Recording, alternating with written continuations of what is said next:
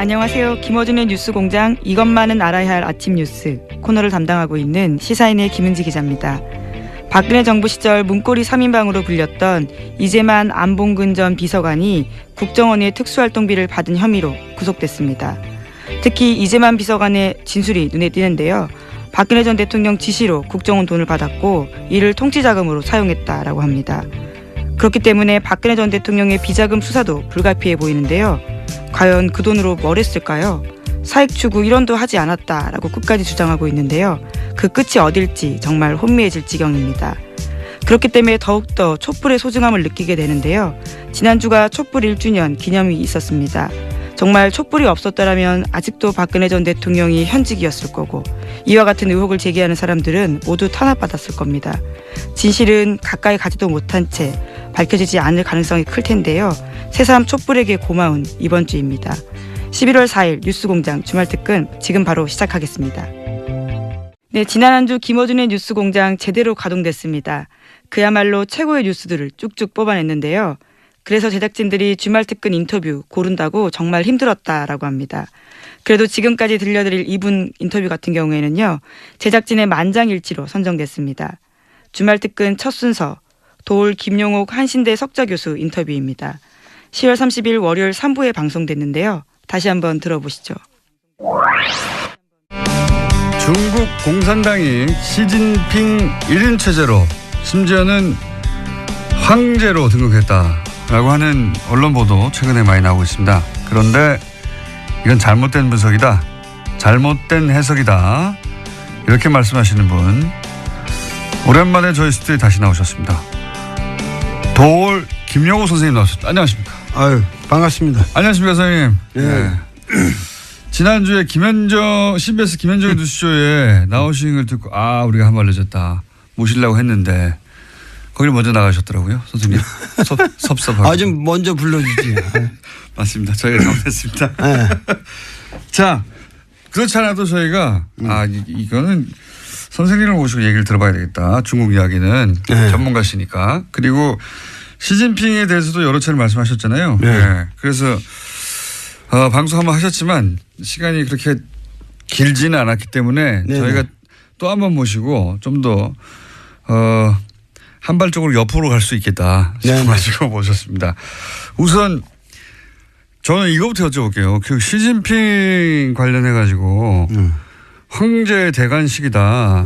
그 외신들도 그렇게 많이 보도합니다. 예, 대관식이다. 그리고 뭐 격대 지정이라고 하나요? 5년 미리. 예, 5년 미리 그러니까 바로 다음이 아니라 그 다음 그 후계자를 미리 지정해 놓고 시작한다. 예, 그런 전통이 있는데 이번에는 그렇게 안 하는 거 보니까 향후 10년간 시진핑이 해먹으려고 하는 거구나. 이제 뭐 사실상 전통도 다 깨고 황제가 됐다. 이런 보도가 많이 나왔잖아요. 우선 그거 잘못된 해석이다. 그거 왜 그렇습니까? 거기서부터 시작해야 될 것 같아요. 저도 기사를 읽다가 그런가? 이렇게 생각했거든요. 역시 형안이 있으시네. 항상 통찰력이 있으시니까. 근데 그 격대 지정이라고 하는 것은 그 중국의 오래된 전통이고 그것을 시진핑이 계속 했어야 됐다. 이런 전제가 있는데. 그렇죠. 네. 그 전제가 우선 틀린 거죠. 전제부터 틀렸다. 네. 이 격대 지정이라는 것은 중국 현대사에서 단 한 번의 사례밖에 없습니다. 그것은 등소평이 당시의 정황에서 이 문제를 해결해 나가는 데 개혁 개방을 강력하게 추진하기 위해서는 강택민과 같은 상해파의 테크노크라트가 필요하다. 그래서 그 사람을 후계자로 지목을 하면서 근데 이 사람은 상당히 권력 의지가 강하고 그 패거리 의식이 강하기 때문에 주변에 떨거지들이 콱 둘러쌀 거다. 그러면은 중국이 위태롭다. 그래서 굉장히 그런 성향에 반대되는 인물로서 자기가 믿을 수 있는 누구야 후진타오 호금도라는 인물을 다음에는 네가 10년 해먹고 그거 끝난 다음에 반드시 호금도로 해라. 해가지고 그걸 격대 지정이라고 했는데 그거는 이거 한 사례밖에 없어요. 그래요? 왜 그러냐면 그 다음에 시진핑이 올라올 때는 격대 지정이고 아무것도 없는 상태에서 예. 시진핑은 그냥 올라온 거예요. 예. 이 소위 말해서 강택민 상해파와 이 호금도 후진타오. 예. 후진타오 공청단 이 안희성 사람인데 안희파들 뭐 이래가지고 그 사이에서 서로 견제할 때 하다가 엉뚱한 전혀 그 물망에 없었던 인물이 갑자기 튀어오르게 된 거예요. 아 그러니까 두 파를 견제시켜서 네. 격대 지정이라는 게 오랜 전통이 아니라 네. 요 파가 계속 집권하게 되면은 이제 문제가 생길 것 같으니까 네. 미리 정반대파를 지목해 뒀고 지목해도 없고. 그게 첫 번째 사례일 뿐 그 이후로는 이런 전통에 의해서 계속 굴러간 게 아니다. 아니죠. 그래서 이 시진핑이라는 사람은 격대 지정과 무관하게 계파 간의 이 밸런싱의 문제로 갑자기 이상하게 튀어올라가지고 된 사람이에요. 이쪽 파도 아니고 저쪽 파도 아니고. 저쪽 파도 아니고. 그리고 파도... 양쪽 파를 자기가 된다면 다 졌거든요. 어떤 의미에서.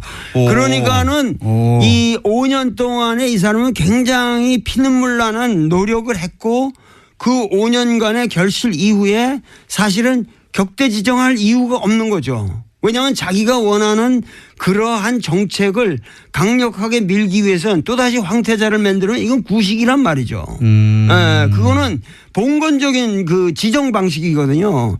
그러니까는 오히려 그런 것을 사실은 격대 지정을 안 한 것이 사실은 민주적인 정치 제도의 발전입니다. 오히려. 그렇죠. 오히려 그것은 중국 공산당이 나아갈 굉장히 훌륭한 길을 예시한 거예요.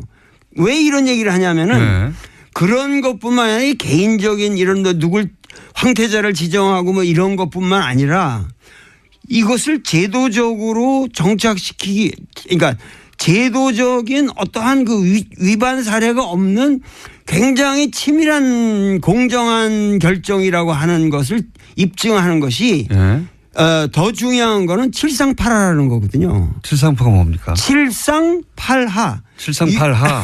67세까지만 정계에 올라갈 수 있고 68세가 되면 정확하게 니들은 다 물러나라. 그러면은 요번에 상무위원 이후 예를 들면 이 정치국 위원 25명 뿐만 아니라 그 밑에 뭐냐면은 204명의 중앙위원들 이 전체가 정확하게 칠상팔하의 원칙을 지켰습니다. 68세는 한마디로 말해서 한 명도 없다는 거예요. 이것은 뭐냐면 중국의 리더십이 세대별로 정확하게 교체되는 룰을 확고하게 만든 거예요. 이것은 동시에 다음 차기 5년 후에 이 시진핑은 69세가 됩니다. 아, 그래서 본인은 저절로 물러나게 될 때. 물러날 수밖에 없는 거죠. 이 원칙에 의해서. 이 칠상팔하의 원칙이 중요한 건데 거기에 걸려있던 사람이 소위 왕치산이라는 사람이었거든요.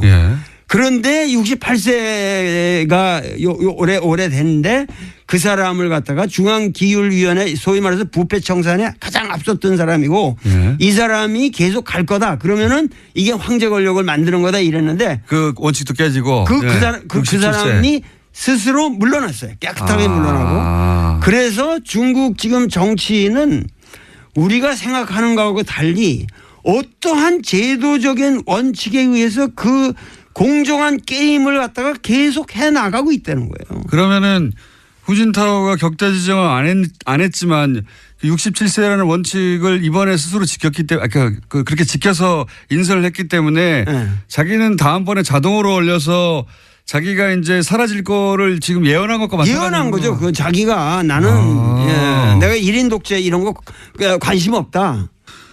계속 젊은 세대가 정치 교체를 해 나가려면 그냥 나이로 자르면 된다. 그렇죠. 이런 원칙을 천명한 것이지 그러니까 황제가 안 되겠다고 한 것이다. 이게 거꾸로 안 되겠다고 한 것이죠.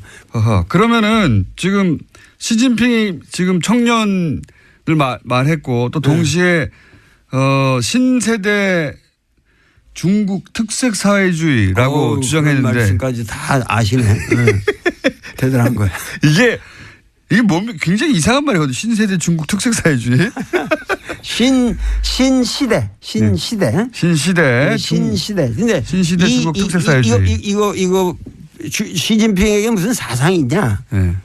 사람들이 자꾸 묻는데 시진핑은 뚜렷한 사상이 있어요. 어떤 게 있습니까? 뭐냐면 이번 전체 여기 그 3시간 반의 연설을 치밀하게 분석해 보면 놀라운 게 있습니다. 무슨 얘기냐면은 공산주의라는 것은 우리가 이론적으로 여기 다 아시겠지만 뭐냐면 역사를 이 발전적으로 보는 거 발전 단계로 보는 것이고 그리고 그 역사가 그 변증법적 발전을 하는 가장 추동력이라고 하는 것이 소위 말해서 생산력과 생산 관계의 모순이라는 거란 말이에요. 네, 마르크스의 주장에. 네, 마르크스의 주장에 그래서 그것이 생산 양식을 형성하는데 그게 하부 구조를 이루고 거기서 이제 상부 구조가 놀아난다 이런 얘기인데 이 사람은 완전히 그런 구태연한 틀을 깼어요.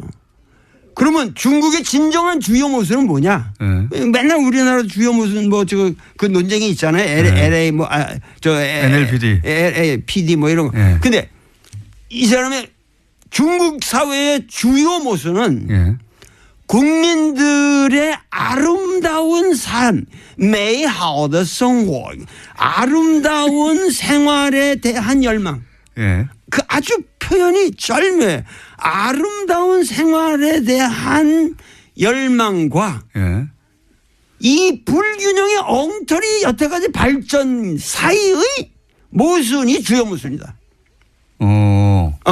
그러니까는 그 아름다운 생활, 삶을 향한 국민들의 열망이라는 건 뭐냐? 양극화를 그렇게 표현한 겁니까? 그렇죠.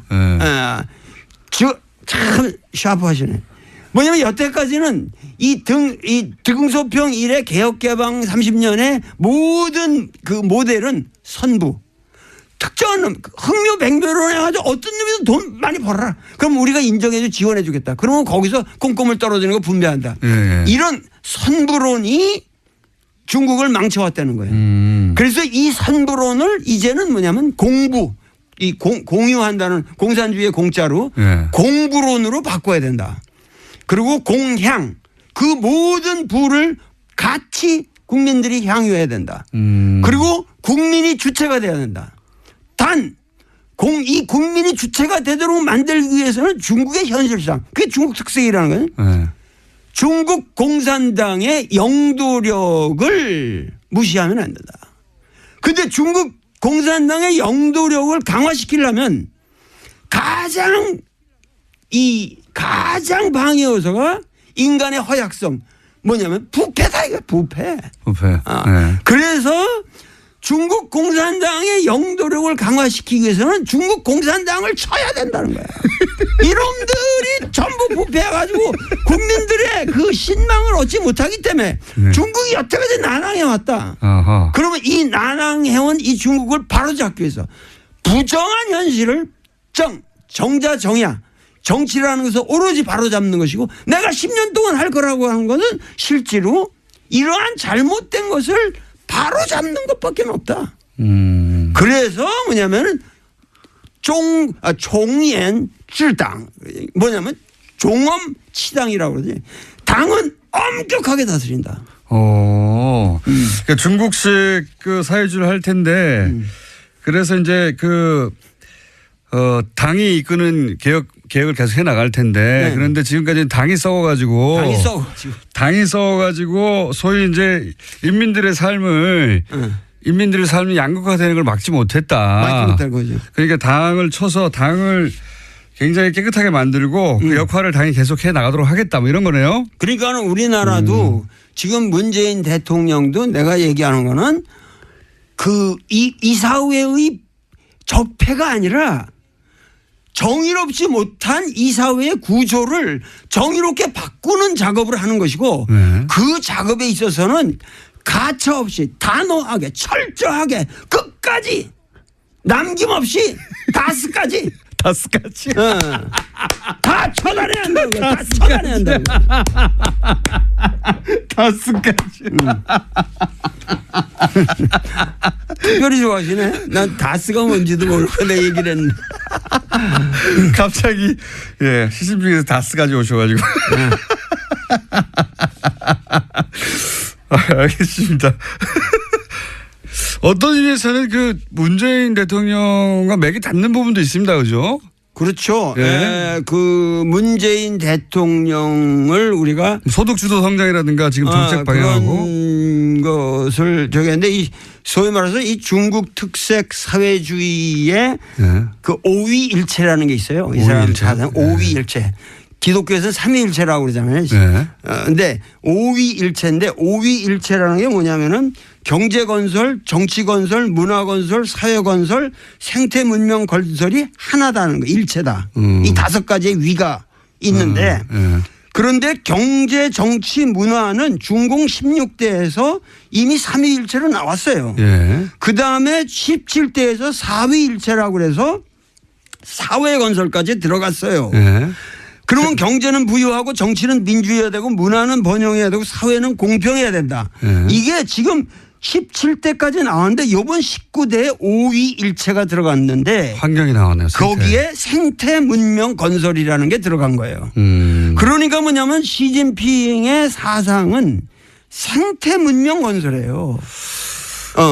그러니까 뭐냐면 예. 국민들의 삶을 아름답게 이 사람은 무슨 얘기까지 하면 매일이 사회주의 그러니까 아름다운 사회주의를 해야 한다는 거예요. 여태까지 사회주의는 그냥 평등이라는 그런 명목하에서 썩었다는 거예요. 이 막스 레닌주의를 암암리 까는 거예요. 뭐냐면 이제는 아름다운 사회주의를 해야 되고 그다음에 매일이 득고자 그러면서 아름다운 국가를 만들어낸다. 그렇게 해서 전인적인 국민 모두가 전인적인 발전을 해야 된다.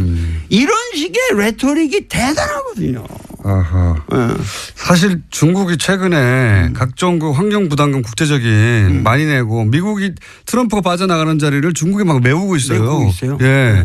그게 근데 그런 데서 나온 거군요. 실제로 예. 중국은 이 태양광 발전에 있어서 세계 제1위를 맞습니다. 기술 면에서도 제1위를 달리고 있고 여러 가지 면에서 지금 뭐냐면 도시 계획도 뭐냐면 지금 아까 그 후춘화 같은 경우도 얘기지만은 그 사람의 그 잘못된 것이 뭐냐면은 그 사람의 몽골 비서 당서기를 할 적에 그 예를 들면 3만 명이 사는 지역에 10만 명이 사는 그냥 뭐 그 아파트를 지고 막 이런 식으로 예. 무자비한 개발들을 했단 말이에요. 그러니까 이 사람은 지금 중국의 문제는 이런 무분별한 개발에 있고 그래서 이거를 막아야 된다는 거예요. 그리고 토지 관리라든가 그리고 특히 중국은 아직까지 농촌 인구가 30%나 됩니다. 그러면은 이것에 의한 중국의 농촌을 살리지 않으면 중국이 미국이나 이런 거랑 앞으로 그 대항할 때 중국의 특색이 없어진다는 거예요. 중국의 모든 자본주의적 모순을 사실은 중국의 농촌이 쿠션을 받아준 거예요. 그러기 때문에 이 환경 문제를 앞으로 이 도농 간의 격차라든가 이런 문제를 해결하지 않으면 이것은 우리가 지금 민족의 위기를 맞이한다. 그래서 이러한 근본적인 그러니까 공산주의의 원래 평등관이라고 하는 것을 이 사람은 생태 문명이라는 말로 바꿨어요. 굉장히 세련되게 변화. 세련됐죠. 그런 변화가 지금 막 일어나고 있다. 네. 중국이 실제 그랬고 또 실제 이상으로 더 씌워진 이미지가 이게 환경을 오염하고 네. 뭐 단기간에 급속도로 발전하면서 뭐 우리한테도 그 미세먼지도 중국의 주역이라고 하고 네. 등등 전 세계적으로 중국에 대한 이미지는 싸고 저렴하고 더럽고 오염돼 있고 이런 거잖아요. 이거를 근본적으로 뒤집겠다고 지금 나선 거네요. 말하자면. 그렇죠. 앞으로 5년 동안 여태까지는 자기가 그 소위 말해서 이 종엄치당 그 당내의 부패 그리고 더 큰 것은 군대 내 부패였어요. 그래서 군대를 과감하게 축소시켰잖아요. 별들이 우르르 날아갔어요. 그래가지고 그 군대를 축소시키면서 실제적으로 강군몽이라고 이 사람이 처음 등장해서 중국몽이라고 중국어몽. 그런데 거기에 강군몽이라는 게 있었단 말이에요. 그런데 이 강군몽이라는 걸 실현했어요. 과거보다 엄청나게 지금 군사력이 증가했습니다. 그런데 거기에 가장 중요했던 건 뭐냐면 군대가 중국에서는 이 기업 같은 걸 많이 가지고 있었거든요. 여기서 생긴 부패를 아주 과감하게 척결했습니다. 그래서 하여튼 중국에서 고위 관료라고 그럴 수 있는 사람이 여태까지 매일 500명 이상씩 목이 잘려나갔어요. 매일이요? 매일 500명. 그러니까 우리나라는 너무 이게 지금 처단이 안 되고 있는 거예요. 오히려. 네, 우리나라는 훨씬 중국보다 아주 느슨합니다. 중국은 당이 하나니까요, 뭐. 당이 하나니까 그게 그러니까 그 말이 무슨 얘기냐면 당이 하나라고 하지만은 그 안에는 수없는 계파가 있어서 민주적인 밸런스가 있고 단지 뭐냐면 당의 영도력을 가지고 바른 일을 해 나가는 것이 그것이 중국 특색이라는 거예요. 중국 특색 사회주의라는 건 우리는 자본주의적 방식을 도입해 가지고 지금 여기까지 왔지만 여기서 더 이상 서구식으로 흘러서는 안 된다. 어떻게든지 이 당의 주도권을 우리가 놓치면 안 된다. 그러니까 여태까지 뭐 류샤오포라든가 이런 사람도 훌륭한 분이고 노벨상도 받고 그랬지만 그분의 문제는 너무도 모델이 단순하게 서구 자유주의였다고. 그러니까 국민들에게 설득력이 부족했던 거예요. 그러니까는 이러한 문제들을 감안해서 이 시진핑은 고민이 있는 거예요. 우리가 지금 이 시점에서 이 세계 인류 평화를 위해서 우리가 할 수 있는 일이라고 하는 것은 중국 공산당의 영도력을 살려가면서 어떻게 하면은 생태 문명을 건설하고 그야말로 메이하우드 정말 아름다운 국민들의 삶을 보장하느냐.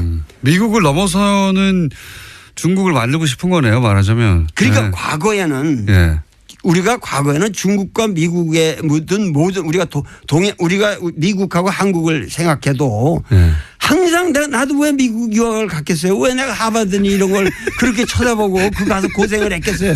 그 미국에 대한 향심이 있고 미국이 선진국이고 그러니까. 미국이 위대하다 이렇게 생각했단 말이에요. 그렇죠. 그런데 지금 과거에 뭐 미국이 중국에다 대고 뭐 인권 문제 딱 하면 컴플렉스가 있었단 말이에요. 있었죠. 근데 이제는 뭐냐면은 인권이 제일 들어온 나라가 미국이고 자본이 제일 들어온 나라가 미국이고 자유가 제일 없는 나라가 미국이고 여행 가기 제일 불편한 나라가 미국이고 금융 사기가 제일 많은 나라가 미국이고 이런 미국에 대해서 우리는 더 이상 미국이 말하는 세계관 그들의 말하는 가치관에 우리가 복속될 필요가 없다. 이번에 3시간 반 동안 계속 그 연설 내용이 뭐냐면 중국인의 가치관을 가지고 우리의 다른 척도를 가지고 우리 중국 공산주의의 미래를 봐야 된다. 그러니까 이 사람은 아주 뼛속 깊은 우리가 잠깐만 여기서 우리 언론인들이 시진핑을 바라볼 때 꼭 우리 자유민주주의처럼 쳐다보는 거고 그런 시각에서 볼 때 이 사람이 좀 삐딱하게 나간다 이렇게 본다고. 시진핑은 뼛속 깊이 빨갱이에요. 공산주의라고 소신 있는 공산주의자고 어려서부터 공산주의자로 컸고 그 공산주의적 신념을 우리는 놓치면 안 된다는 거예요. 그러니까 우리가 이걸 조심해야 됩니다. 이거 짧은 시간 열강이었습니다. 일단 박수 한번 치고 저 혼자. 들으시는 분들도 박수 치고 있을 거라고 봅니다. 선생님 듣다 보니까 한 달에 한 번씩은 나와주셔야 될 것 같아요. 맞아. 너무 오랜만에 나오니까 얘기가 많지. 듣고 싶은 얘기는 많은데 시간은 부족하고. 글쎄 말이에요. 선생님 한 달에 한 번씩 나와주시죠. 생각해 봅시다. 나는 어준이가 너무 좋아가지고. 어준이의 그 쾌활한 웃음이 없으면 우리 국민들이 참 서글플 거예요. 선생님 가시기 전에 단답형으로 몇 가지만 말씀해 주시죠. 예. 시간이 거의 다 되긴. 이거 빨리 해야 되는데. 지나갔어요. 지나가서 오늘 질문 굉장히 많은데 질문 2개인데 여기까지 온 겁니다. 질문지는 10개인데. 트럼프는 어떤 사람입니까? 간단하게 얘기하면. 좀 시간은 지났는데 짧게 해주시죠. 트럼프는 훌륭한 사람이죠. 왜냐하면은 미국의 진정한 모습을 아주 솔직하게 보여주는 그건 위대한 리더예요. 여태까지 미국은 케네디부터 여태까지 쭉 뭐냐면 위장된 리더십이었거든요. 이 사람은 honest 리더십. 지금 미국의 수준을 그대로 드러내는 것이다. 그렇죠. 예. 미국이 원래 그런 나라예요.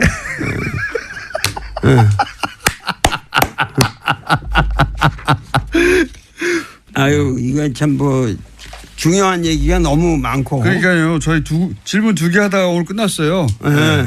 뭐 한마디라도 더 물어볼 거 없어요? 선생님 시간이 다 돼가지고요. 네.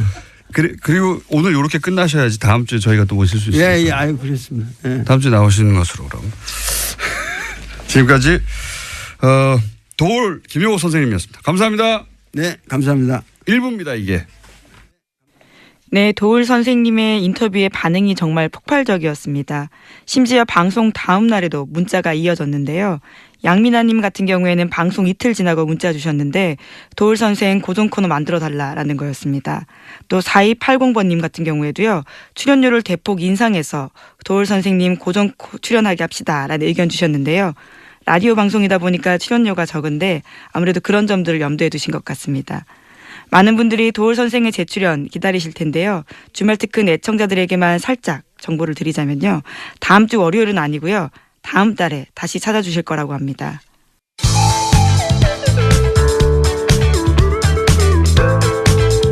뉴스의 깊이가 다릅니다. 최고의 뉴스 생산자 김어준입니다.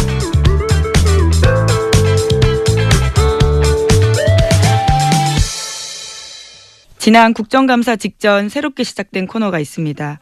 국민의당 박지원 전 대표의 고정 코너인데요. 4주 만에 정점을 찍었다고 합니다.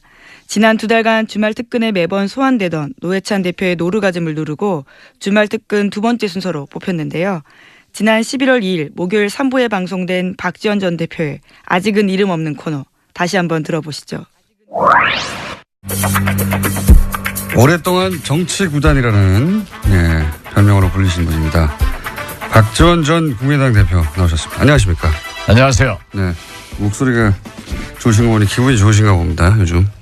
요즘 잘 돼가잖아요. 제가 미워하는 MB가 곧 구색되게 돼 있다. 다스는 누구 겁니까? 국감에서 여러 번 물어보셨더라고요. 예. 아직도 몰라요? 태블릿 PC는 누구 겁니까? 최순실 거죠. 예. 예. 그건 안 해. 네. 다스는 누구 겁니까? 이 MB 거라고 지난주에 말씀하셨죠. 예. 자기 더 고소 안 달려. 다스는 MB 겁니다. 태블릿 PC는 최순실 거고. 예. 시원시원하게 말씀해 주시고. 옛날 나라는 박근혜 거고. 국민의당은 누구 겁니까? 당원 겁니다. 바로 이거 어떻습니까? 최근에 이런 똑 잘라서 요 대목만 한번 여쭤볼게요. 국정원의 특활비 그 3인방한테 매달 1억씩 줬다. 이런 얘기 하니까 자유한국당에서는 김대중 정부 때도 있었다라고 이제 김대중 정부를 탁 특정해 버렸어요. 근데 김대중 정부 때 있었던 일이라면 대표님이 모를 수 없지 않습니까? 예. 비서실장도 하셨는데. 요거는 어떻게 되나요? 분명한 것은 박정희, 예. 전두환, 예. 노태우, 김영삼 정부에는 있었어요. 제가 청와대에 들어가니까 제가 공보수석이었는데 예. 공보수석 산하기관 영광기관이죠. 예. 거기에서도 매월 가져오더라고요. 그래서 대통령께서 산하기관에서도 가져왔어요? 국정원뿐만 그렇죠. 아니라? 국정원뿐만 아니라 고마코, 예. 언론재단 가져왔어요. 그래서 대통령께서 어떠한 경우에도 산하기관, 연관기관에서 일체 돈 받지 마라. 그리고 또 과거에는 예. 그 산하기관 경비로 해외 출장을 많이 갔어요. 또 기자들도 산하기관 그 돈으로 갔어요. 청와대가 그러니까 그냥 산하기관들 돈을 그냥 갖다 썼거든요. 그렇죠. 쉽게. 네. 그런데 그걸 가져왔더라고요. 가져왔는데 대통령께서 해가지고 일체 안 받았어요. 국정원도 마찬가지고. 마찬가지고. 또 그 기자들도 우리 김대중 정부 때부터 해외 출장이나 지방 출장 갈 때 전부 돈을 받았어요. 심지어 프레스센터. 예. 외국 나가면 프레스센터를 쓰잖아요. 예. 그 경비까지 다 받았어요. 기자들로부터. 기자들로부터 언론사로부터. 그러니까 돈을 그쪽에 주는 게 아니라 거꾸로 언론사로부터 받았다 그때부터. 받았죠. 자기 비용은 자기가 내라. 그게 이제 전통이 됐는데 예. 그래서 김대중 정부는 없어요. 만약에 그렇게 의심스러우면 당군 할아버지 때부터 한번 정보부가 얼마나 갖다 준다고 봐보라고 그랬어요. 그런데 이제 문제가 예. 그 탑시크릿 국정원 예. 저자인 김당 전 오마이뉴스 국장에 의거하면은 노무현 정부 때 예. 김만복 예. 전 국정원장이 문제가 좀 있을 것이다. 예. 그런 얘기를 제기했더라고요. 김만복 그런데 실제로 국정원장은 있을 것이다. 김만복 국정원장은 좀 문제가 있어가지고 예. 저한테 많이 찾아와서 제가 히스토리 좀 원세훈 아시는군요. 원장하고 좀 얘기를 해서 해결해 준 적이 있기 때문에 그 부분은 제가 자신 없어요. 알겠습니다. 김만복 국정원장 부분은 잘 모르겠으나 개인적 일탈일 거예요. 개인적인 일탈일 수 있으나 김대중 정부 때는 그런 일은 자유한국당이 그런 주장을 하길래 제가 여쭤본 겁니다. 김대중 정부 때부터 이미 그런 일이 있었다고 하는데 그게 아니라 그 이전 자유한국당은 예. 자기들이 그런 거 선수였으니까 남도 잘하겠지 하는 거예요. 그 1억씩 간 거는 어디다 썼을까요? 모르죠 뭐. 그거야. 네. 1억 한번 받아봤어요? 그랬으면 좋겠습니다. 안 써봤으니까 모르는 거예요. 매달. 그런데 우리도 안 써봤는데 왜 저한테 물으세요? 아니 그래도 이제 대표님의 그 경험치와 전문용어로 통밥이라고 하죠. 예, 통밥으로 볼 때 그 돈은 이렇게 됐을 가능성이 있다 정도. 뭐 시술비에도 썼고 그러지 않았을까 그래요. 누구의 시술비라고 말씀하시지 않았습니까? 박근혜 대통령. 그거 다 보도된 거 아니에요. 그렇죠. 시술을 하신 건데 그 돈은 어디 나왔을까 이런 얘기가 많이 있었죠. 그런데 그걸 아마 예산으로 쓰기는 항목상 어려울 거예요. 그런 항목은 없으니까요. 네. 대통령 시술비 같은 거는. 그랬을 개연성이 있다고. 그 뭐 정상적 시술 같으면 하는데. 예. 미용 시술을 뭐 세금으로 하기는 어렵죠. 지금 문재인 대통령께서 건보 적용 확대도 성형 시술 같은 것은 뺀다는데 그 예산에 그런 게 있겠어요? 아무튼 공장장 아는 게 하나도 없어. 오늘 컨디션 좋으십니다. 이거 어떻습니까?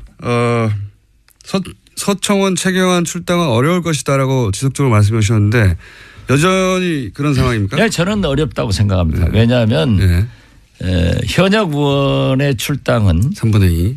의원 3분의 2가 있는데 의원들이 안 해요. 그런데 홍준표의 그 수를 여기서 읽어야 돼요. 어떻게 읽어야 됩니까? 홍준표 대표는요.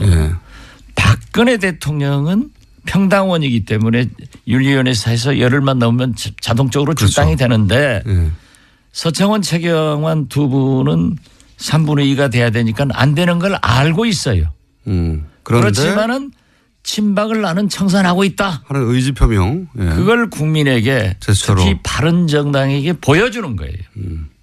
그래서 제스처다. 바른정당 의원들이 들어오면은 원내 의석수는 최경환 서청원도 포함되기 때문에 제1당을 만들려고 하는 수예요. 그리고 이거 또 한 가지는 이런 방법도 있지 않겠습니까? 뭐 한 7명 이상, 뭐 한 10명까지도 얘기하던데 그 숫자가 만약에 들어오면 어차피 서청원, 최경환 두 양반은 당사자니까 의총 때 요사를 의견할 의총 때 못 들어오니까 두 사람 빠지고 한 7, 8명 들어가서 한 10명 늘어나고 하면 그때는 출당 가능하지 않겠습니까? 저는 그렇지 않으려고 봐요. 그래도 어렵다. 일사부재리도 있고 또 거기다 서청원, 최경환 저하고 개인적으로 가까우신 분들인데 그분들이 거기 남아 있어도 정상적인 정치 활동이나 당내 활동이 어려워요. 놔두면은 의석수는 많고 정치자금 배당도 많이 오고 그 뭐 괜히 친박들하고 갈라질 필요 없단 말이에요. 그렇기 때문에 저는 제스처만 할 것이다. 네, 제스처만 하고 역시 홍준표 대표의 수를 청와대나 민주당은 못 당한다. 오로지 박지원만 당할 수 있다. 아니 그것은 제가 한 얘기가 아니고 예. 홍준표 대표가 예.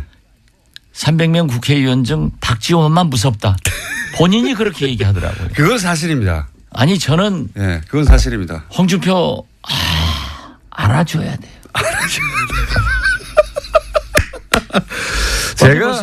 어제 보세요. 대통령한테 딱 안 가다가 국회 오니까 왔으니까 여기서는 오셨네요 하니까 국회니까요. 자기가 국회의원이라는 걸 자랑한 거예요. 예. 홍준표 대표는 국회의원 아니죠. 아닌데. 예. 그러니까 국회를 내가 장악하고 있다. 이걸 그런 메시지다. 그 말씀 하시니까 홍준표 대표를 제가 사석에서 몇 년 전에 만났을 때 사석에서 만나면 이제 이런저런 정치인들 얘기하는데 박지원 대표님 얘기가 나왔어요. 그때. 그랬더니 대뜸 하는 얘기가 그 양반을 건들지 마라. 아, 박지원은 요물이다. 그 워딩입니다. 사석에서 나왔던 그 양반을 건들지 마라. 그랬던 적이 있습니다. 서로 인정하는군요. 그 대목에 있어서는. 네. 저는 뭐 홍준표를 지금 건드려 봐야 제가 문재인 대통령 도와줄 필요가 없거든요. 이제이라 오랑캐의 칼로 오랑캐를 치는 거예요. 그런데 국민의당에서 녹취록이 툭 튀어나왔지 않습니까? 녹취록 이야기가. 그건 이용주 의원한테 물어보라니까 왜 자꾸 저한테 물어보세요. 대표님 다 알시지 않습니까? 상황을. 몰라요. 아시면서. 몰라요. 이 세상에 아는 걸 다 말하고 살아요? 그 녹취록이 어떻게 건네졌는지도 모른다니까요. 아시면서. 아니, 그건 가만두어도 네. 서청원, 홍준표 사이에서 불거져 나오게 돼 있어요. 예. 그런데 나무집 싸우는 게 굉장히 우리한테 이익인데 왜 거기다가 끼어들어요? 아니 이미 끼어들었지 않습니까? 녹취록이 있다고. 살짝 간보기 한 거지. 가보기 한 것이다. 불을 질러놓은 거지. 불을 질러. 근데 불이 활활 타지가 않아요. 그럼 한 번 더 지펴줘야 되는 거 아닙니까? 타게 돼 있어요. 그래요? 네, 그리고 그 불은 확 타버리면 안 돼요. 두고 타야 오래 효과가 나타나는 겁니다. 요거 하나만 확인해 주시죠. 하여튼 공장장 아는 게 없어요? 아니 나하고 진행을 바꾸는 게 나아. TBS의 청취율을 올리는 것은 박지원 공장장 김어준 일주일도 안 되고 한 3주에 한 번씩 출연시켜 줄게요. 감사합니다. 여기 내용에 원래 홍준표 대표하고 서청원 의원 간의 공방은 1심 이전의 상황에 대한 얘기였는데 이용주 의원이 얘기한 것은 1심 이후의 상황입니다. 그래서 이게 녹취록이 두 개가 있는 거냐 아니면은 그죠? 아니요. 제가 이용주 의원하고 법사위에서 옆에 앉으니까 우리 간사님 아니에요? 네. 저는 유일한 간사 지배를 받고 있는데 네. 그렇게 얘기하시던데 1심에서 무죄 났는데 그러니까요. 2심 항소심을 앞두고 네. 그러한 얘기가 오고 간 게 증인을 있다. 회유한 정황에 관한 얘기를 했단 말이죠. 그렇기 때문에 2심에서는 무죄 판결이 났다. 그러니까 1심 끝나고 난 상황에 말한 거잖아요. 그렇죠. 네. 그러니까 이게 별도의 녹취록입니까? 그 이전에 홍준표 대표는 1심. 녹취록 모른다니까요. 그렇게 자꾸 저를 유인해 가면은 제가 빠질 것 같지만은 제가 누구예요? 박지원이에요. 자, 그러면 이용주 의원이 이 뻥을 치지는 않았겠죠? 그죠? 그 이용주 의원이 검사 출신이고 부장검사 출신이고 네. 얼마나 스마트한 사람인데. 근데 그럼 녹취록이 나오긴 나올까요? 언젠가는? 그건 모르죠. 그것은 우리 국민의당을 바라볼 게 아니라 서청원, 홍준표를 바라보면 나온다니까요. 그 서청원 대표 그 외국 들어오면서 공항에서 하는 얘기 들어보세요. 언젠가는 할 것이다. 최종적으로 누가 이깁니까 보시기에? 서청원 대 홍준표. 서청원이 이기죠. 아 그렇게 보십니까? 네. 왜냐하면 이 녹취록. 그러니까 예. 홍준표가 그 절대 그 이상 확전 안 할 거예요. 여기서 이긴다는 의미는 서청원 의원은 계속 당에 남고 홍준표 대표의 어떤 지도. 아니 그 발언에 대해서. 그 발언. 예. 녹취록 이 배틀에 있어서는 적어도 서청원 그렇죠. 대표가 이길 것이다. 나는 그렇게 봐요. 녹취록 내용을 아시는군요. 몰라요. 아시면서. 언론에 나오는 얘기만 봐도 알고 예. 그 박찬종 예. 전 의원. 선배 예. 그 의원이 아주 그 재밌는 얘기를 하더라고요. 그분이 보통 분이 아닌데 예. 최근에 이렇게 굉장히 옳은 말씀을 많이 하시는데 예. 홍준표 대표가 그 말을 하는데 어쩐지 홍준표답지 않은 표정을 하더라. 어쩐지 홍준표다. 녹취록에 관련된 예. 얘기를 하는데 그러면서 예. 냄새가 나는 얘기를 하길래 예. 과연 박찬종도 박찬종이다. 진짜 그 아주 재밌는 표현 아니에요. 미세한 표정 변화를 잡아내서. 예, 아주 그 자신 없어 하더라 하는 말씀을 듣고 박찬종 선배님 진짜 대단하신 분이에요. 네. 그러니까 자신 없어 할 녹취록 내용을 알고 계시다는 얘기네요. 그런 감이 있다는 거지. 그런 감이 있다. 그거 이영주 의원 누가 줬을까요? 모르죠. 아시면서. 몰라요. 아시면서. 오늘 전부 나를 그렇게 아주 전지전능하신 무슨 뭐 하나님 취급하는데 저 모르는 건 많이 몰라요. 바른정당은 어떻게 됩니까? 그럼 남은 바른정당은? 바른정당은 이제 다음 주 예. 11월 중순 전당대회 전까지 13일 전까지. 예. 13일 전까지 갈 사람은 가고 남을 사람은 남는 거죠. 그래서 당은 교섭단체는 무너지고 예. 제가 볼 때는 집단 예. 혹은 전국적으로는 예. 흡수될 것이다. 한국당으로 많이 갈 것이다. 그렇게 봅니다. 1차 탈당하고 그다음에 추가로 탈당할 수도 있고. 그렇죠. 예. 그래서 결국 남는 사람은 뭐 몇 몇 사람 명. 남겠어요? 한 자리 숫자를 줄어들고. 예. 그럴 경우에는 통합의 대상이 안 됩니까? 국민의당 입장에서는? 뭐 영입의 대상은 되지만은 통합은 처음부터 없어요. 당대당은 안 된다가. 아니 그 뭐가 있어서 해요? 싸르기하고 노적하고 합쳐놓으면은 안철수 대표는 근데 통합 얘기를 계속 했지 않습니까? 뭐 오늘 아침 인터뷰한 걸 보니까 통합은 예. 아니지만은 예. 선거 연대 정책연합 같은 것은 가능하지 않느냐. 예. 뭐 난 그건 가능하다고 봐요. 예. 그리고 케이스 바이 케이스로 그죠? 예. 그렇죠. 예. 그리고 정책연합은 이제 법안 같은 건 지금도 자동적으로 하고 있다고요. 우리가 필요한 경우에는 적폐청산 이런 경우에는 민주당하고 하고 있고 예. 또 우리가 또 필요한 경우에는 바른정당이나 한국당하고도 하고 있단 말이에요. 예. 그러니까 어제 우리 김동철 원내대표가 아주 중요한 보고를 했어요. 어제 정우택 한국당 대표를 아침에 만나가지고 예. 5.18 특별법 개정안에 대해서 한국당이 반대했는데 그걸 긍정적으로 심의하겠다. 이런 얘기를 했다는 거예요. 이건 그러면 우리가 그거 한다고 해서 한국당하고 연대 연합하는 것은 아니에요. 우리가 제3당이기 때문에 국민이 제3당은 양당제에서 극단적으로 나가는 것을 잘 조정하고 국가와 국민을 위해서 좋은 일을 하라 했는데 굉장히 좋은 일 아니에요. 이런 게 자동적으로 되는 거지. 그래서 그렇게 주도적으로 이끌고 나가면 이중대 소리를 안 듣고 나중에 민주당 따라가면 민주당 이중대, 한국당 따라가면 한국당 이중대. 그러니까 선도정당이 되자 이거예요. 홍종학 후보 논란에 대해서는 어떻게 보십니까?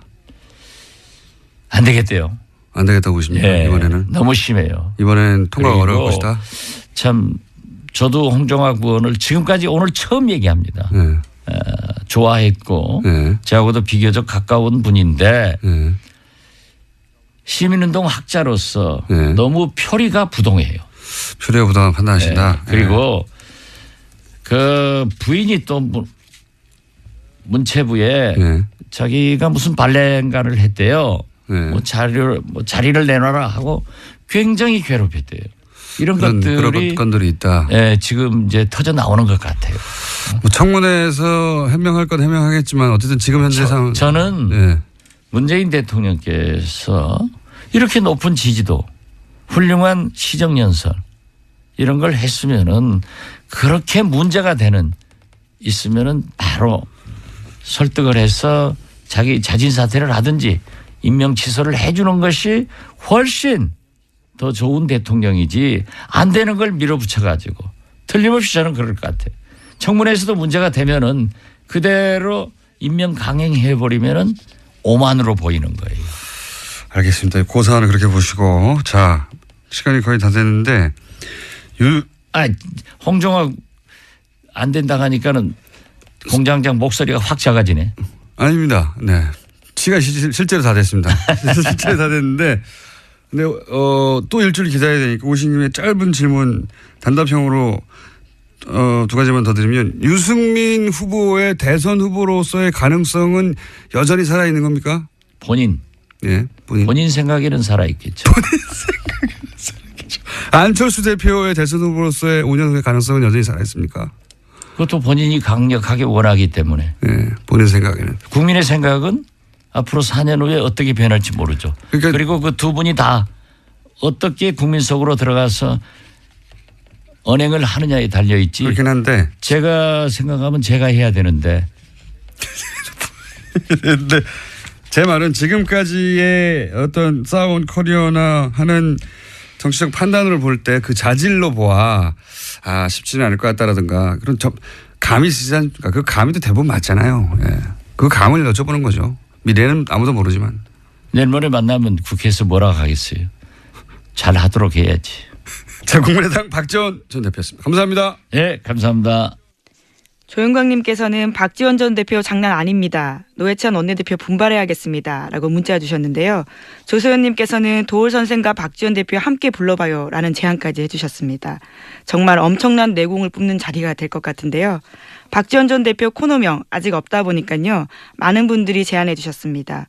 김태환님 같은 경우에는 박지원 의원이 훈장 같은 느낌이 든다면서 정치 서당을 제안해 주셨습니다. 또 0302번님 같은 경우에는요. 박지원 의원이 모든 걸 다 알고 있는 것 같다면서 난 알아요를 제안했습니다. 또 그 밖에 박사모, 박수무당 이런 재밌는 이름들을 보내주셨는데요. 박지원 전 대표 코너 무엇으로 이름이 결정될지 저도 궁금합니다. 다스는 누구 겁니까? 그리고 다스 주식 매입 운동, 그러니까 다주매 운동의 새 이름 플란데스의 개. 여기서 개가 아이가 아니라 여인 거 다들 아시죠?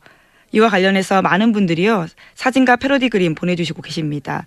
기발한 것들이 참 많은데요. 안홍구 전 청장 같은 경우에는 그거 보시고 저한테 굉장히 재밌다면서 보여주시더라고요. 여러분들한테 많은 아이디어를 얻고 있습니다. 뉴스공장 작가들도 청취자 여러분들이 보내주는 사진과 그림을 볼 때마다 집단지성의 힘이 얼마나 대단한지 실감한다라고 합니다. 페이스북 김어준 뉴스공장 페이지에 여러 자료와 재밌는 얘기가 업데이트되고 있는데요. 관심 있는 분들은 찾아오시면 좋겠습니다. 뉴스공장 주말특근 오늘 준비한 순서는 여기까지인데요.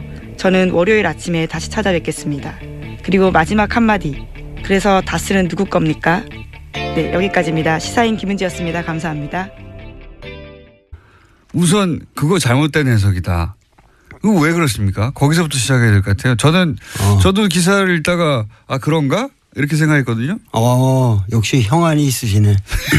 항상 통찰력이 있으시니까. 근데 그 격대 지정이라고 하는 것은 그 중국의 오래된 전통이고 그것을 시진핑이 계속 했어야 됐다. 이런 네. 전제가 있는데. 그렇죠. 네. 그 전제가 우선 틀린 거죠. 전제부터 틀렸다. 네. 이 격대 지정이라는 것은 중국 현대사에서 단 한 번의 사례밖에 없습니다. 그것은 등소평이 당시의 정황에서 이 문제를 해결해 나가는 개혁 개방을 강력하게 추진하기 위해서는 강택민과 같은 상해파의 테크노크라트가 네. 필요하다. 그래서 그 사람을 후계자로 지목을 하면서 네. 근데 이 사람은 상당히 권력 의지가 강하고 네. 그 패거리 의식이 강하기 때문에 주변에 떨거지들이 콱 둘러쌀 거다. 그러면은 중국이 위태롭다. 그래서 굉장히 그런 성향에 반대되는 인물로서 자기가 믿을 수 있는 누구야 후진타오 네, 호금도라는 인물을 그 다음을 다음에는 네가 10년 해먹고 그거 끝난 다음에 반드시 호금도로 해라. 해가지고 그걸 격대 지정이라고 그랬는데 네. 그거는 이거 한 사례밖에 없어요. 그래요? 왜 그러냐면 그 다음에 시진핑이 올라올 때는 격대 지정이고 아무것도 없는 상태에서 예. 시진핑은 그냥 올라온 거예요. 예. 이 소위 말해서 강택민 상해파와 이 호금도 후진타오 공청단 이 안희성 사람인데 안희파들 뭐 이래 가지고 그 사이에서 서로 견제할 때 하다가 엉뚱한 전혀 그 물망에 없었던 인물이 갑자기 튀어오르게 된 거예요. 아 그러니까 두 파를 견제시켜서 네. 격대 지정이라는 게 오랜 전통이 아니라 네. 유파가 계속 집권하게 되면은 이제 문제가 생길 것 같으니까 네. 미리 정반대파를 지목해 뒀고 지목해도 없고. 그게 첫 번째 사례일 뿐 그 이후로는 이런 전통에 의해서 계속 굴러간 게 아니다. 아니죠. 그래서 이 시진핑이라는 사람은 격대 지정과 무관하게 계파 간의 이 밸런싱의 문제로 갑자기 이상하게 튀어올라가지고 된 사람이에요. 이쪽 파도 아니고 저쪽 파도 아니고. 저쪽 파도 아니고. 그리고 파도... 양쪽 파를 자기가 된다면 다 졌거든요. 어떤 의미에서. 그러니까는 이 5년 동안에 이 사람은 굉장히 피눈물 나는 노력을 했고 그 5년간의 결실 이후에 사실은 격대 지정할 이유가 없는 거죠. 왜냐하면 자기가 원하는 그러한 정책을 강력하게 밀기 위해서는 또다시 황태자를 만들면 이건 구식이란 말이죠. 들이 전부 부패해가지고 국민들의 그 신망을 얻지 못하기 때문에 중국이 여태까지 난항해 왔다. 아하. 그러면 이 난항해온 이 중국을 바로잡기 위해서 부정한 현실을 정자정야 정치라는 것을 오로지 바로잡는 것이고 내가 10년 동안 할 거라고 하는 것은 실제로 이러한 잘못된 것을 바로 잡는 것밖에 없다. 그래서 뭐냐면은 종옌 쯔당 뭐냐면 종엄치당이라고 그러지.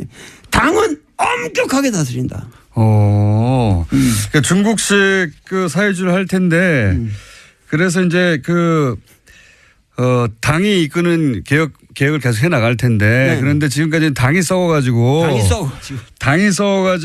소위 이제 인민들의 삶이 양극화되는 걸 막지 못했다. 막지 못할 거죠. 그러니까 당을 쳐서 당을 굉장히 깨끗하게 만들고 그 역할을 당이 계속 해 나가도록 하겠다 뭐 이런 거네요. 그러니까 우리나라도 지금 문재인 대통령도 내가 얘기하는 거는 이사회의 적폐가 아니라 정의롭지 못한 이사회의 구조를 정의롭게 바꾸는 작업을 하는 것이고 그 작업에 있어서는 가차없이 단호하게 철저하게 끝까지 남김없이 다스까지 다 처단해야 한다고. 다 처단해야 한다고. 다스까지. 특별히 좋아하시네. 난 다스가 뭔지도 모르고 내 얘기를 했는데. 갑자기 시진핑에서 다스까지 오셔가지고. 알겠습니다. 어떤 의미에서는 그 문재인 대통령과 맥이 닿는 부분도 있습니다. 그죠? 그렇죠. 네. 그 문재인 대통령을 우리가 소득주도 성장이라든가 지금 정책 방향하고 그런 것을 저기 했는데 이 소위 말해서 이 중국 특색 사회주의의 그 오위일체라는 게 있어요. 이 사람 사상 오위일체. 기독교에서는 삼위일체라고 그러잖아요. 근데 오위일체인데 오위일체라는 게 뭐냐면은 경제건설, 정치건설, 문화건설, 사회건설, 생태문명 건설이 하나다는 거 일체다. 이 5가지의 위가 있는데 그런데 경제, 정치, 문화는 중공 16대에서 이미 3위일체로 나왔어요. 그다음에 17대에서 4위일체라고 그래서 사회건설까지 들어갔어요. 그러면 경제는 부유하고 정치는 민주해야 되고 문화는 번영해야 되고 사회는 공평해야 된다. 이게 지금 17대까지 나왔는데 이번 19대에 5위일체가 들어갔는데 환경이 나왔네요. 거기에 생태 문명 건설이라는 게 들어간 거예요. 그러니까 뭐냐면 시진핑의 사상은 생태 문명 건설이에요.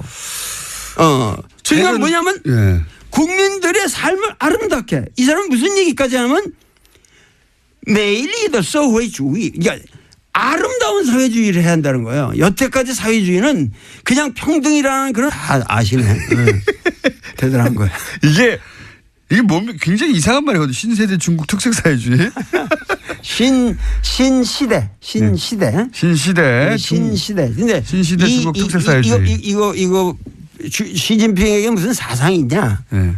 사람들이 자꾸 묻는데 시진핑은 뚜렷한 사상이 있어요. 어떤 게 있습니까? 뭐냐면 이번 전체 여기 그 3시간 반의 연설을 치밀하게 분석해 보면 놀라운 게 있습니다. 무슨 얘기냐면은 공산주의라는 것은 우리가 이론적으로 여기 다 아시겠지만 뭐냐면 역사를 이 발전적으로 보는 거 발전 단계로 보는 것이고 그리고 그 역사가 그 변증법적 발전을 하는 가장 추동력이라고 하는 것이 소위 말해서 생산력과 생산 관계의 모순이라는 거란 말이에요. 네, 마르크스의 주장에. 네, 마르크스의 주장에 그래서 그것이 생산 양식을 형성하는데 그게 하부 구조를 이루고 거기서 이제 상부 구조가 놀아난다 이런 얘기인데 이 사람은 완전히 그런 구태의연한 틀을 깼어요. 그러면 중국의 진정한 주요 모순은 뭐냐? 맨날 우리나라 주요 모순 그 논쟁이 있잖아요. LA NLPD, PD 뭐 이런 거. 근데 이 사람의 중국 사회의 주요 모순은 국민들의 아름다운 삶, 美好的生活, 아름다운 생활에 대한 열망. 그 아주 표현이 절묘해. 아름다운 생활에 대한 열망과 이 불균형의 엉터리 여태까지 발전 사이의 모순이 주요 모순이다. 그러니까는 그 아름다운 생활, 삶을 향한 국민들의 열망이라는 건 뭐냐? 양극화를 그렇게 표현한 겁니까? 그렇죠. 참 샤프하시네. 뭐냐면 여태까지는 이 등소평 이래 개혁개방 30년의 모든 그 모델은 선부. 특정한 놈, 흥묘백묘로 해가지고 어떤 놈이든 돈 많이 벌어라. 그럼 우리가 인정해주고 지원해주겠다. 그러면 거기서 꼼꼼을 떨어지는 거 분배한다. 이런 선부론이 중국을 망쳐왔다는 거예요. 그래서 이 선부론을 이제는 뭐냐면 공유한다는 공산주의의 공짜로 공부론으로 바꿔야 된다. 그리고 공향, 그 모든 부를 같이 국민들이 향유해야 된다. 그리고 국민이 주체가 돼야 된다. 단, 이 국민이 주체가 되도록 만들기 위해서는 중국의 현실상, 그게 중국 특색이라는 거예요. 중국 공산당의 영도력을 무시하면 안 된다. 근데 중국 공산당의 영도력을 강화시키려면 가장 방해 요소가 인간의 허약성. 뭐냐면 부패다 이거 부패. 그래서 중국 공산당의 영도력을 강화시키기 위해서는 중국 공산당을 쳐야 된다는 거야. 이런. 안녕하세요. 김어준의 뉴스공장 이것만은 알아야 할 아침 뉴스 코너를 담당하고 있는 시사인의 김은지 기자입니다. 박근혜 정부 시절 문고리 3인방으로 불렸던 이재만 안봉근 전 비서관이 국정원의 특수활동비를 받은 혐의로 구속됐습니다. 특히 이재만 비서관의 진술이 눈에 띄는데요. 박근혜 전 대통령 지시로 국정원 돈을 받았고 이를 통치자금으로 사용했다라고 합니다. 그렇기 때문에 박근혜 전 대통령의 비자금 수사도 불가피해 보이는데요. 과연 그 돈으로 뭘 했을까요? 사익 추구 일원도 하지 않았다라고 끝까지 주장하고 있는데요. 그 끝이 어딜지 정말 혼미해질 지경입니다. 그렇기 때문에 더욱더 촛불의 소중함을 느끼게 되는데요. 지난주가 촛불 1주년 기념이 있었습니다. 정말 촛불이 없었더라면 아직도 박근혜 전 대통령이 현직이었을 거고 이와 같은 의혹을 제기하는 사람들은 모두 탄압받았을 겁니다. 진실은 가까이 가지도 못한 채 밝혀지지 않을 가능성이 클 텐데요. 새삼 촛불에게 고마운 이번 주입니다. 11월 4일 뉴스공장 주말특근 지금 바로 시작하겠습니다. 네, 지난 한 주 김어준의 뉴스공장 제대로 가동됐습니다. 그야말로 최고의 뉴스들을 쭉쭉 뽑아냈는데요. 그래서 제작진들이 주말특근 인터뷰 고른다고 정말 힘들었다라고 합니다. 그래도 지금까지 들려드릴 이분 인터뷰 같은 경우에는요. 제작진의 만장일치로 선정됐습니다. 주말특근 첫 순서 도올 김용옥 한신대 석좌교수 인터뷰입니다. 10월 30일 월요일 3부에 방송됐는데요. 다시 한번 들어보시죠. 중국 공산당이 시진핑 1인 체제로 심지어는 황제로 등극했다라고 하는 언론 보도 최근에 많이 나오고 있습니다. 그런데 이건 잘못된 분석이다. 잘못된 해석이다. 이렇게 말씀하시는 분 오랜만에 저희 스튜디오에 다시 나오셨습니다. 도올 김용호 선생님 나오셨습니다. 안녕하십니까? 아유, 반갑습니다. 안녕하십니까 선생님. 네. 지난주에 CBS 김현정의 뉴스쇼에 나오신 걸 듣고 우리가 한 발 늦었다. 모시려고 했는데 거기를 먼저 나가셨더라고요. 선생님. 섭섭하고. 좀 먼저 불러주지. 맞습니다. 저희가 잘못했습니다. 네. 자, 그렇지 않아도 저희가 이거는 선생님을 모시고 얘기를 들어봐야 되겠다. 중국 이야기는 전문가시니까. 그리고 시진핑에 대해서도 여러 차례 말씀하셨잖아요. 네. 그래서 방송 한번 하셨지만 시간이 그렇게 길지는 않았기 때문에 저희가 또 한 번 모시고 좀 더 한 발쪽으로 옆으로 갈 수 있겠다 싶어가지고 모셨습니다. 우선 저는 이거부터 여쭤볼게요. 그 시진핑 관련해가지고 황제 대관식이다. 그 외신들도 그렇게 많이 보도합니다. 예, 대관식이다. 그리고 뭐 격대 지정이라고 하나요? 5년 미리. 예, 5년 미리 그러니까 바로 다음이 아니라 그 다음 그 후계자를 미리 지정해 놓고 시작한다. 예, 그런 전통이 있는데 이번에는 그렇게 안 하는 거 보니까 향후 10년간 시진핑이 해먹으려고 하는 거구나. 이제 뭐 사실상 전통도 다 깨고 황제가 됐다. 이런 보도가 많이 나왔잖아요. 그거는 봉건적인 그 지정 방식이거든요. 그러니까는 오히려 그런 것을 사실은 격대 지정을 안 한 것이 사실은 민주적인 정치 제도의 발전입니다. 오히려? 그렇죠. 오히려 그것은 중국 공산당이 나아갈 굉장히 훌륭한 길을 예시한 거예요. 왜 이런 얘기를 하냐면은 그런 것뿐만 아니라 개인적인 이런 누굴 황태자를 지정하고 뭐 이런 것뿐만 아니라 이것을 제도적으로 정착시키기, 그러니까 제도적인 어떠한 그 위반 사례가 없는 굉장히 치밀한 공정한 결정이라고 하는 것을 입증하는 것이 더 중요한 거는 칠상팔하라는 거거든요. 칠상파가 뭡니까? 칠상팔하. 67세까지만 정계에 올라갈 수 있고 68세가 되면 정확하게 니들은 다 물러나라. 그러면은 요번에 상무위원 이후 예를 들면 이 정치국 위원 25명 뿐만 아니라 그 밑에 뭐냐면은 204명의 중앙위원들 이 전체가 정확하게 칠상팔하의 원칙을 지켰습니다. 68세는 한마디로 말해서 한 명도 없다는 거예요. 이것은 뭐냐면 중국의 리더십이 세대별로 정확하게 교체되는 룰을 확고하게 만든 거예요. 이것은 동시에